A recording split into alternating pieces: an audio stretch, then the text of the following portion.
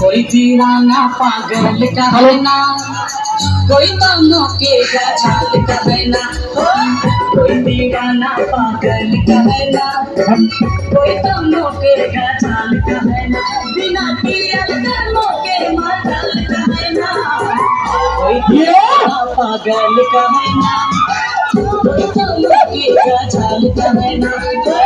कोई दीवाना पागल कहना, कोई दोनों के गजाल कहना।